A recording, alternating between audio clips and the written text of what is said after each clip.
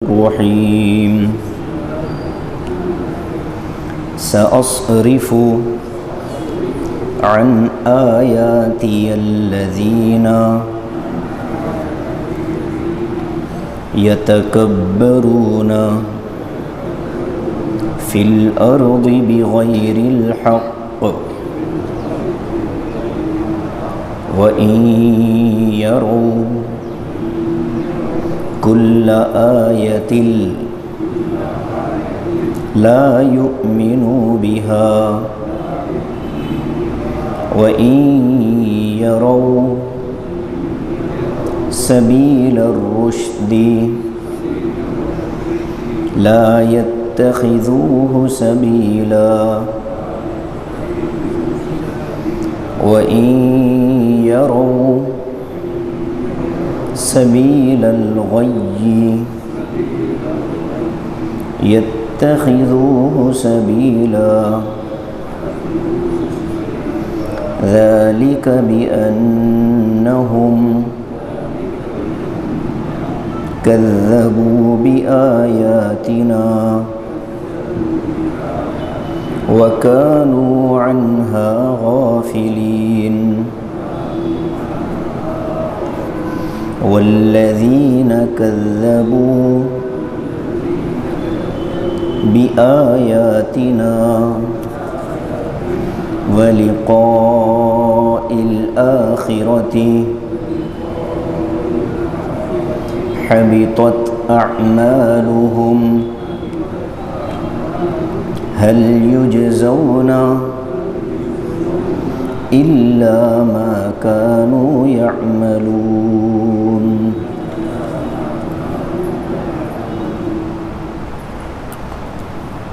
سأصرف عن آياتي الذين يتكبرون في الأرض بغير الحق. میں ان قریب پھیر دوں گا اپنی آیتوں سے ان لوگوں کو جو زمین میں ناحق تکبر کرتے ہیں. وَإِن يَرَوْا كُلَّ آيَةٍ لَا يُؤْمِنُوا بِهَا، وہ ایسے ہیں کہ اگر وہ ہر ایک نشانی دیکھ لیں تب بھی اس پر ایمان نہیں لاتے. وَإِن يَرَوْا سَبِيلَ الرُّشْدِ لَا يَتَّخِذُوهُ سَبِيلًا، اور اگر وہ ہدایت کا راستہ دیکھیں تو اس کو اپنا راستہ نہیں بناتے. وَإِن يَرَوْا سَبِيلَ الْغَيِّ يَتَّخِذُوهُ سَبِيلًا، اور اگر وہ گمراہی کا راستہ دیکھیں تو اس کو اپنا راستہ بنا لیتے ہیں. ذَلِكَ بِأَنَّهُمْ كَذَّبُوا بِآيَاتِنَا، یہ اس وجہ سے ہے کہ انہوں نے ہماری آیتوں کو جھٹلایا. وَكَانُوا عَنْهَا غَافِلِينَ، اور وہ ہماری آیتوں سے غفلت میں پڑے تھے. وَالَّذِينَ كَذَّبُوا بِآيَاتِنَا، اور وہ لوگ جنہوں نے ہماری آیتوں کو جھٹلایا. وَلِقَاءِ الْآخِرَةِ، اور آخرت میں اللہ کی ملاقات کو جھٹلایا. حبطت اعمالهم، تو ان لوگوں کے سارے نیک کام ضائع ہو جائیں گے. هل یجزون الا ما كانوا يعملون، اور آخرت میں ان کو انہی اعمال کا بدلہ دیا جائے گا جو وہ دنیا میں کیا کرتے تھے. گزشتہ درس میں سیدنا موسیٰ علیہ السلام کے تورات کے دیے جانے اور پھر تورات میں جو مضامین بیان کیے گئے ہیں ان کی تفصیلات اللہ تعالیٰ نے بیان فرمائی کہ تورات تختیوں پر لکھی ہوئی ایک کتاب تھی. اس میں اللہ نے موعظت اور تفصیل دونوں چیزیں بیان فرمائی تھی. اسی کے ساتھ ساتھ اللہ تعالیٰ نے یہ بھی حکم دیا کہ تورات کو مضبوطی سے پکڑو اور وہ اپنی قوم کو بھی یہ حکم کرو کہ تم بھی تورات کو مضبوطی سے تھامے رکھنا. اور یہ بھی وعدہ فرمایا تھا کہ میں تم کو گناہ گار لوگوں کا ٹھکانہ بتاؤں گا، تو وہ ٹھکانہ دنیاوی اعتبار سے بھی ہو سکتا ہے اور اخروی اعتبار سے بھی ہو سکتا ہے۔ اب آگے جو مضمون آج کی آیت میں تلاوت کیا گیا ہے، حضرت موسیٰ علیہ السلام اپنی قوم کی طرف چلے۔ تورات کی تختیاں حضرت کے پاس موجود تھیں، لیکن اس سے پہلے ہی اللہ تعالیٰ نے ایک عام ضابطہ بیان فرما دیا کہ ابھی یہ گفتگو ہو رہی ہے من جانب اللہ۔ حضرت موسیٰ علیہ السلام پر اللہ تعالیٰ نے جو تجلی، پہاڑ پر تجلی فرمائی تھی اور پھر جو کلام فرمایا تھا، تو اسی کلام کا یہ حصہ ہے۔ گزشتہ درس میں جو 2 آیتیں پڑھی گئیں، وہاں سے کلام شروع ہوا اور وہ کلام ابھی چل رہا ہے۔ تو اس میں اللہ فرماتے ہیں آگے کہ تمہاری قوم جو تورات کو مضبوط پکڑنے کا حکم تم لے کر جا رہے ہو، تمہاری قوم کا مزاج ہمیں معلوم ہے۔ ایک چیز تو یہ کہ وہ جلدی سے قبول نہیں کرتے، دوسرا ان کے پاس ہر معاملے میں اعتراض کرنے کا مزاج ہے۔ جیسے ہم پیچھے پڑھ کر کے آئے ہیں کہ بہت سی چیزیں تھیں حضرت موسیٰ کی، جب وہ مصر سے نکلے تھے تو فرعون پیچھے، دریا سامنے، قوم نے بجائے حضرت موسیٰ کو کا ساتھ دینے کے الٹا اعتراض کر دیا تھا کہ موسیٰ انا لمدرکون، ہم تو پکڑے گئے، ہم تو پھنس گئے، جبکہ وقت کے نبی ساتھ ہیں اور اللہ کے حکم پر حضرت موسیٰ نکلے ہیں۔ تو جلد بازی کی وجہ سے قوم اس طرح کی بات کرتی تھی۔ اسی نفسیات کو سامنے رکھ کر اللہ تعالیٰ نے ایک چیز اور فرمائی، یہ کہا کہ دیکھو میری جو آیتیں تم لے کر جا رہے ہو، ان آیتوں کو سن کر میرے جو بندے تکبر اختیار کریں گے وہ ان آیتوں سے فائدہ نہیں اٹھا پائیں گے۔ سأصرف عن آیاتی الذین، میں پھیر دوں گا ان لوگوں کو جو زمین میں متکبرانہ زندگی گزارتے ہیں، خود کو بڑا سمجھتے ہیں۔ تو خود کو بڑا سمجھنے والا قرآن کریم کی یا اس سے پہلی کتابوں کی ہدایت سے محروم رہتا ہے۔ اور یہ ایک عام ضابطہ ہے کہ اللہ تعالیٰ نے ہدایت کے لیے قرآن اور دوسری کتابیں جو اس سے پہلے آئی نازل فرمائی، تو متکبرین نے اس کو قبول کرنے میں تاخیر کی، اور جو متواضعین تھے، کمزور سمجھے جانے والے لوگ تھے، انہوں نے فوراً قبول کیا۔ دین کی دعوت غربا جلدی قبول کر لیتے ہیں اور متکبرین اور امراء ان کے قبول کرنے میں تھوڑا سا وقت لگتا ہے۔ ایسے ہی تکبر دین کی اور شریعت کی فہم اور سمجھ کے لیے سب سے بڑی رکاوٹ ہے۔ اس مضمون کے تحت نبی علیہ السلام کی بے شمار روایات سنائی جاتی ہیں کہ اللہ تعالیٰ نے اس آیت میں ضابطہ بتایا کہ قرآن اور دیگر کتابوں سے ہدایت حاصل کرنا چاہتے ہو تو سب سے پہلے تواضع اختیار کرنا پڑے گا، اور یہ تواضع اللہ کے آگے تو کرنا ہی ہے، عام بندوں کے ساتھ بھی متواضعانہ رویہ اختیار کر لینا چاہیے۔ یہ تواضع جب تک انسان میں نہیں آئے گی، اس کا دل صحیح فہم اور صحیح سمجھ سے محروم ہوتا ہے۔ ایک بہت مشہور جملہ ہے کہ انسان علم حاصل کرنا چاہتا ہو تو 2 چیزیں اس کو چھوڑ دینی چاہیے۔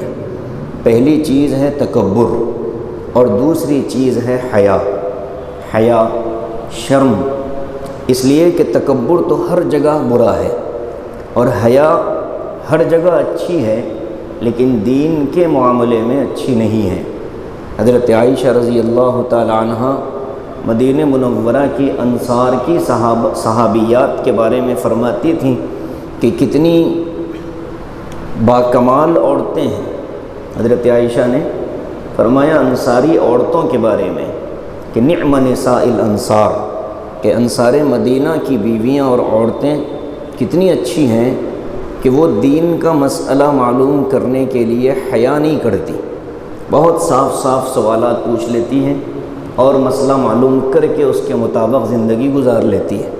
تو حیا اور تکبر یہ دو چیزیں انسان کو علم سے، فہم سے محروم کر دیتی ہیں۔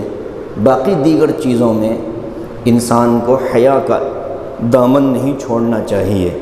سوال ذہن میں پیدا ہو رہا ہو، نیت اچھی ہو، محض یہ کہ بھائی میری معلومات میں اضافہ ہو جائے اور میں عمل شریعت کے مطابق کروں، اور صرف حیا اور شرم کی وجہ سے نہ پوچھے، تو یہ چیز پسندیدہ نہیں ہے۔ بلکہ اچھا سوال، نبی علیہ السلام نے فرمایا کہ اچھا سوال آدھا علم ہے۔ اب اچھا سوال کیا ہوتا ہے؟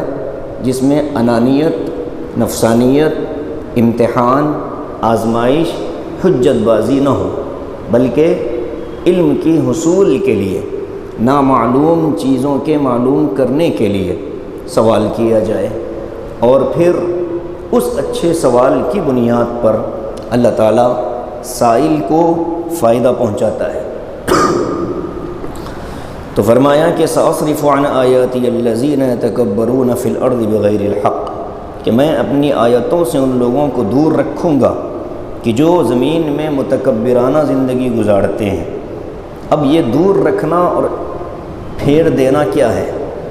اس کا مطلب یہ ہوتا ہے کہ ان کو اول تو آیتیں اللہ تعالیٰ سنا تو دیتے ہیں، لیکن آیتوں کے سمجھنے سے یہ لوگ محروم رہتے ہیں، یا تو موقع ہی نہیں ملتا، تکبر کی وجہ سے موقع نہیں ملتا قرآن سننے کا، سمجھنے کا، اور اگر موقع مل بھی جائے تو وہ سمجھ نہیں پاتے۔ کیوں؟ اس لیے کہ ان کے دل میں ایک قسم کا تکبر ہے، اور اللہ تبارک و تعالیٰ کا کلام متکبرین کی ہدایت کے لیے نہیں بلکہ متقین کی ہدایت کے لیے ہے، اور تقوی تکبر کی ضد ہوتی ہے۔ جو انسان متکبر ہے وہ متقی نہیں ہو سکتا، اس لیے کہ تقوی کی بنیاد ہے تواضع۔ جب انسان متواضعانہ زندگی گزارے گا تو پھر وہ اللہ رب العالمین کے دربار میں بھی تواضع اختیار کرے گا، اور جو متکبرانہ زندگی گزارے گا وہ رب العالمین کے سامنے بھی تکبرانہ زندگی گزارے گا۔ اس کی عبادتوں میں بھی تکبر ہوگا، اس کی گفتگو میں تکبر ہوگا، اس کے ذکر تلاوت میں تکبر ہوگا، دوسروں کو حقیر سمجھنا، ذلیل سمجھنا، اور خود کو بہت زیادہ قابل سمجھنا، یہ بھی تکبر کی ایک بڑی شاخ ہے۔ حدیث کے اندر آتا ہے کہ لا يدخل الجنۃ من کان فی قلبہ مثقال حبۃ من خردل من کبر، فرمایا کہ جنت میں ایسا آدمی داخل نہیں ہو سکتا جس کے دل میں رائی کے دانے کے برابر بھی تکبر پایا جائے۔ اس لیے کہ یہ تکبر کس کو زیب دیتا ہے؟ تکبر کون کر سکتا ہے؟ ظاہر ہے کہ وہ تکبر کر سکتا ہے کہ جو ہر چیز کا مالک ہو، خالق ہو، ہر چیز کی ملکیت جس کے پاس ہو، وہ تکبر کرے تو اچھا بھی لگتا ہے۔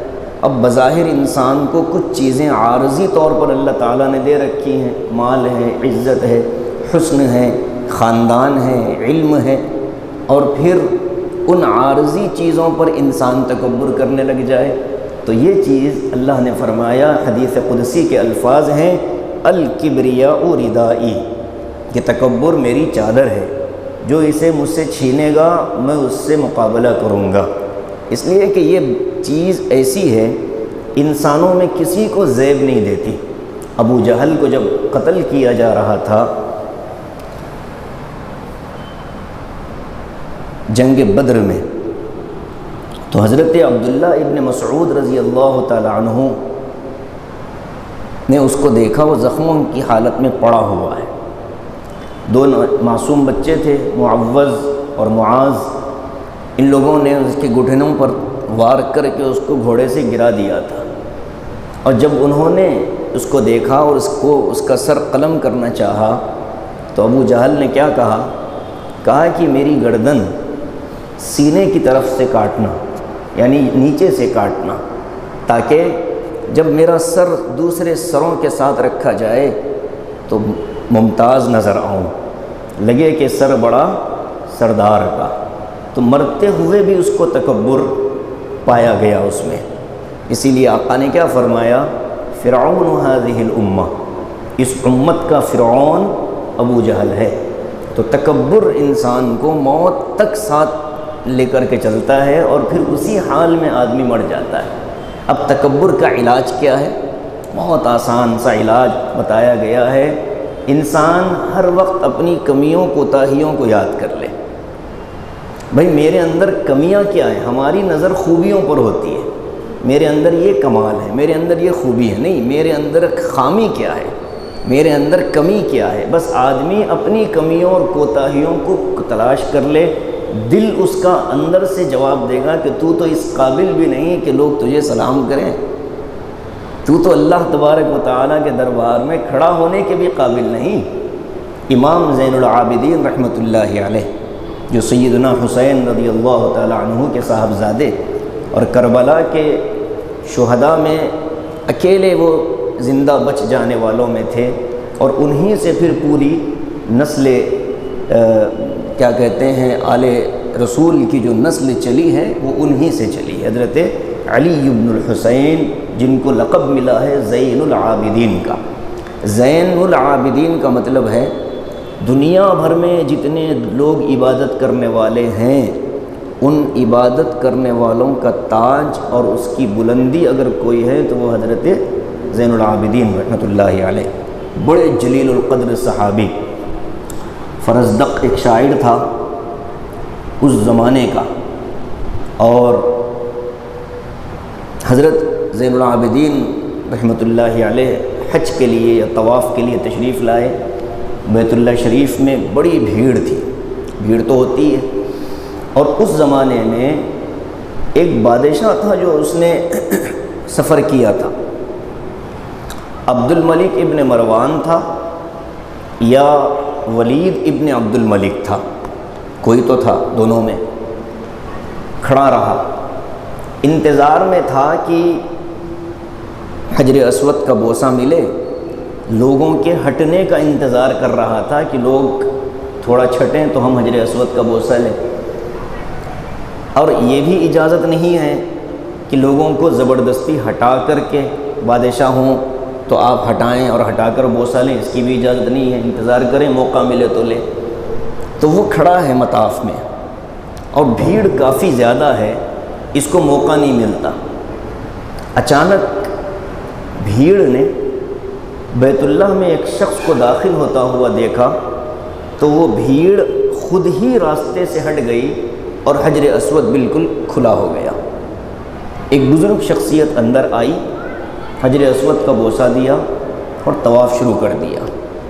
عبد الملک جانتا تھا یہ کون ہے، لیکن بادشاہانہ تکبر اپنی جگہ، آدمی کو جلدی سے تسلیم نہیں کرواتا، آگے والے کی خوبی کو تسلیم کرنا یہ متکبرین کے لیے موت ہوتا ہے۔ ہمارے سامنے کوئی کسی کی تعریف کر دے جس سے ہماری نہیں بنتی، رونگٹے کھڑے ہو جاتے ہیں، اندر سے غصہ آنے لگتا ہے، برداشت، یہ جو اندر کی کیفیت ہے نا ہماری، یہ ہمارا متکبر ہے، یہی ہمارے متکبر ہونے کی علامت ہے۔ کسی کی تعریف سن کر اگر دل میں غصہ آ رہا ہو یا اس کی خامیاں کوتاہیاں بولنے کا مزاج بن رہا ہو کہ بھئی آپ کو نہیں معلوم، ہم بتاتے ہیں ان کی حقیقت، یہ تکبر ہے۔ تو عبد الملک ابن مروان جانتا تو تھا کہ یہ کون ہے، لیکن اس نے ساتھیوں سے پوچھا یہ کون ہے، اس کی شامت پکاری اور اس نے پوچھ لیا کہ یہ ہے کون۔ عبد الملک ابن مروان کے دربار کا ایک شاعر تھا فرزدق، عربی زبان کا بڑا ماہر شاعر، اس نے برجستہ ایک نظم کہی عربی میں، اور وہ نظم اتنی مشہور ہے، اس کو کہتے ہیں قصیدہ میمیہ۔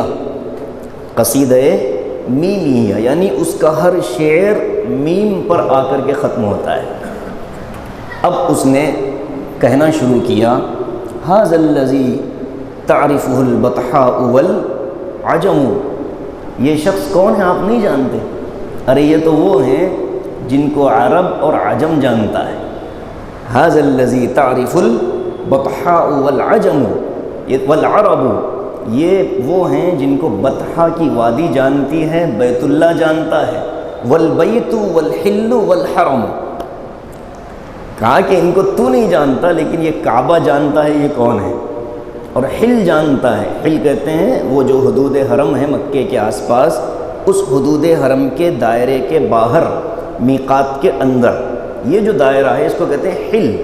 ھذا الذی تعرف البطحاء والعجم والبیت یعرفہ والحل والحرم، ان کو کعبہ جانتا ہے، حل جانتا ہے، حدود حرم جانتا ہے، تو نہیں جانتا؟ پھر اس نے تقریباً 18 اشعار کہے امام زین العابدین رحمۃ اللہ علیہ کی شان میں، تو اس کو غصہ آیا، کہا کہ میرے سامنے؟ کہنے لگے کہ ہاں تیرے سامنے، تو مجھے روٹی نہیں دیتا، مجھے روٹی ملتی ہے تو انہی کے طفیل میں اللہ تعالیٰ نے دے رکھی ہے، میں ان کی تعریف کرتے ہوئے کسی کی کیا کہتے ہیں کسی کے دباؤ میں آ نہیں سکتا۔ تو یہ حضرت امام زین العابدین کیا کہتے ہیں، اتنا مقام بتا رہا ہوں میں آپ کو، ان کا درجہ کیا ہے۔ زین لقب ملا ان کو، وضو بناتے تھے نماز کے لیے، تو جب تک وضو ہوتا تھا تب تک کوئی مسئلہ نہیں، وضو سے فارغ ہو کر جب مسجد کی طرف رخ کرتے تو جسم پر کپ کپی طاری ہو جاتی تھی، کانپنے لگتے تھے۔ لوگ پوچھتے حضرت کیا ہو گیا؟ تو کہتے ہیں کہ بھائی کس کے دربار میں کھڑے ہونے کے لیے جا رہا ہوں، کیا منہ لے کر کے جاؤں اور کہوں اللہ تو بڑا ہے؟ ساری زندگی تو لوگوں کو بڑا مانا، ان کے الفاظ نہیں ہیں ہمارے الفاظ ہیں، وہ تو یہ کہتے تھے کہ بس کس کے دربار میں جا رہا ہوں یہ سمجھو۔ تو عبادتوں میں تکبر یہ ہوتا ہے کہ آدمی مسجد میں داخل ہو رہا ہے، آستین چڑھی ہوئی ہے، یعنی ایسے مسجد میں داخل ہوں گے جیسے کسی جنگ میں جا رہے ہیں، یہ تکبر ہے۔ خاشعین، ڈرتے ہوئے مسجد میں داخل ہونا، یہ صفت ہے متقین کی، اور دندناتے ہوئے مسجد میں داخل ہونا یہ صفت ہے متکبرین کی۔ اللہ کے نبی علیہ الصلوۃ والسلام نے تو خشوع اور خضوع کی جو مثالیں بیان فرمائی وہ ہم اس کا تصور نہیں کر سکتے۔ تو ہماری دینی معاملات میں اور روحانی زندگی میں رکاوٹ پیدا ہوتی ہے تو ہمارے تکبر کی بنا پر ہوتی ہے، ہمارے تکبر کی بنا پر پیدا ہوتی ہے، ورنہ ہماری روحانیت آگے بڑھ سکتی ہے۔ تو اسی کو فرمایا کہ جو میری آیتوں سے تکبر کرتے ہیں۔ اب اس میں آیتیں دونوں طرح کی ہیں، ایک تو وہ احکام والی آیتیں جو قرآن میں ہیں، اور ایک وہ جو اللہ تعالیٰ نے کائنات میں نشانیاں پھیلا رکھی ہیں، وہ انسان دونوں سے بھی تکبر نہ کرے تو اللہ تعالیٰ اس کو یہ ساری چیزیں اس کے قلب پر اتار دے گا۔ وَإِن يَرَوْا كُلَّ آيَةٍ لَا يُؤْمِنُوا بِهَا، تکبر کرنے والوں کی ایک اور صفت بیان کی گئی کہ وہ اگر کوئی ہدایت کا راستہ، وہ جتنی چاہے آیتیں نشانیاں دیکھ لیں ایمان نہیں لائیں گے۔ جیسے فرعون کے درباریوں کے سامنے حضرت موسیٰ علیہ السلام نے ہاتھ کے روشن ہونے کا مظاہرہ کیا، معجزہ پیش کیا، سانپ، عصا کا سانپ بننا اور پھر دوبارہ اپنی اصلی حالت میں آ جانا، یہ سارے آپ نے معجزے ظاہر فرمائے۔ تو قوم نے کیا کہا کہ تم جتنے چاہے نشانیاں لا لو، لِتَسْحَرَنَا بِهَا، تاکہ تم اس کے ذریعے سے ہم پر جادو کرو۔ تو ان لوگوں نے اللہ کے معجزات کو جادو کا نام دے کر تکبر کیا، تسلیم نہیں کرتے۔ تو اللہ فرماتے ہیں کہ ہر نشانی ان کے سامنے آ جائے تب بھی وہ اس پر ایمان لانے والے نہیں ہیں۔ اور دوسری صفت وَإِن يَرَوْا سَبِيلَ الرُّشْدِ، ہدایت کا راستہ اگر ان کے سامنے آئے، ہدایت کی بات اگر ان کے سامنے آئے تو اس کو قبول نہیں کریں گے، اس راستے کو اختیار نہیں کریں گے۔ وَإِن يَرَوْا سَبِيلَ الْغَيِّ، اور اگر گمراہی کا راستہ سامنے آ جائے، گمراہی کی کوئی بات سامنے آ جائے، قبول کر لیں گے، اختیار کر لیں گے۔ اب یہ اللہ فرماتے ہیں آگے ذَلِكَ بِأَنَّهُمْ كَذَّبُوا بِآيَاتِنَا، یہ عذاب ان کو کیوں مل رہا ہے؟ اس لیے کہ انہوں نے ہماری آیتوں کو جھٹلایا، وَكَانُوا عَنْهَا غَافِلِينَ، اور غفلت کے ساتھ زندگی گزارتے تھے۔ یہ ڈر والی چیز ہے۔ ہمارے سامنے اللہ کے احکام ہیں، ہم جانتے ہیں کیا جائز اور کیا ناجائز، کیا حلال اور کیا حرام، کیا پسندیدہ اور کیا ناپسندیدہ، لیکن غفلت کے ساتھ زندگی گزارتے ہیں۔ غفلت کی وجہ سے ہم بھی ان بیماریوں کا شکار ہو سکتے ہیں۔ آدمی گمراہی کی طرف جاتا ہے تو غفلت کی وجہ سے زیادہ جاتا ہے۔ غافل انسان بہت جلدی گمراہ ہو جاتا ہے۔ آگے فرمایا والذین کذبوا بآیاتنا، اب اگر کوئی ہماری آیتوں کو جھٹلائے، دنیا میں چاہے نیک کام کرتا رہے، پانی پلا دیا، کھانا کھلا دیا، غریبوں کو کپڑے پہنا دیا، مکان بنا کر دے دیا، راستے صحیح کروا دیے، سارے کام کیے، لیکن ہماری آیتوں کا انکار کیا، قرآن کا، نبی علیہ السلام کا، اللہ کی ذات کا انکار کیا، تو ایسے نیک کام کرنے والوں کا نیک کام قیامت کے دن کسی کام کا نہیں ہوگا۔ حبطت اعمالہم، ان کے اعمال ضائع ہو جائیں گے۔ هل یجزون الا ما كانوا يعملون، اور یہ نہ سمجھنا کہ اللہ تعالیٰ نے ظلم کیا ہے، نہیں، قیامت میں ان کو جو بدلہ ملے گا دنیا میں ان کے اعمال ہی کی بدولت ملے گا۔ یعنی دنیا میں انسان نے جو کام کیے ہیں، عقیدہ صحیح نہیں ہے، ایمان خراب ہے، اور نیک کام بہت سارے کیے، تو اللہ فرماتے ہیں کہ وہاں تو ایمان کے بغیر کوئی عمل وزن میں آ ہی نہیں سکتا، تو تمہارے دنیا میں جتنے نیک کام تھے ان کا بدلہ دنیا میں دے دیا جائے گا کسی بھی شکل میں، لیکن آخرت میں تم کو انہی اعمال کی سزا ملے گی جو تم کیا کرتے تھے۔ غیر اللہ کی عبادت، اللہ کے آیتوں کو سن کر اس کا مذاق بنانا، اس سے اعراض کرنا، تو ان سارے اعمال کی تم کو سزا دی جائے گی۔ نیک ہوں گے، ایمان کے ساتھ گئے ہوں گے اور اللہ کی آیتوں کو قبول کیا ہوگا تو ایسی صورت میں نیک اعمال کا ثواب ملے گا، اور اگر خدا نخواستہ برے اعمال کے ساتھ گئے ہوں تو اس کا پھر ان کو وبال ملے گا۔ درمیان میں یہاں تک اللہ تعالیٰ نے اپنا کلام جو حضرت موسیٰ علیہ السلام سے فرمایا، یہاں تک آپ نے کلام فرمایا۔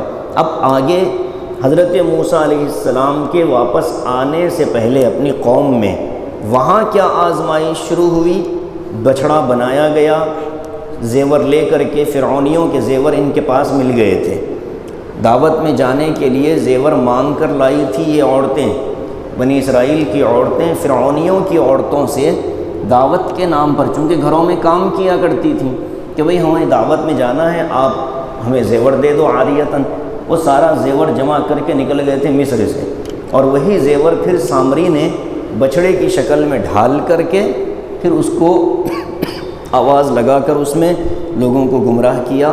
اس کا واقعہ اللہ تعالیٰ نے اگلی آیتوں میں بیان فرمایا ہے۔ تو خلاصہ کلام یہ ہے کہ ہمیں اللہ کی آیتیں سن کر تکبر سے منہ پھیرنے کی اجازت نہیں ہے، بلکہ عام زندگی بھی ہماری تواضع کے ساتھ گزرے، اس لیے کہ جو آدمی متواضع ہوتا ہے اللہ تعالیٰ اس کو دنیا آخرت میں عزتوں سے نوازتا ہے، بلند کرتا ہے۔ تکبر سے آدمی ذلیل ہوتا ہے، تواضع سے آدمی عزیز ہوتا ہے، معزز ہوتا ہے۔ اللہ تعالیٰ ہم سب کو ان اندرونی بیماریوں سے محفوظ فرمائے اور ہم سب کو اپنی مرضیات پر چلنا آسان فرمائے۔ آمین وآخر دعوانا الحمدللہ رب العالمین۔ اگلے 2 اتوار درس موقوف رہے گا انشاءاللہ، پھر اس کے بعد درس اپنے حال پر چلے گا۔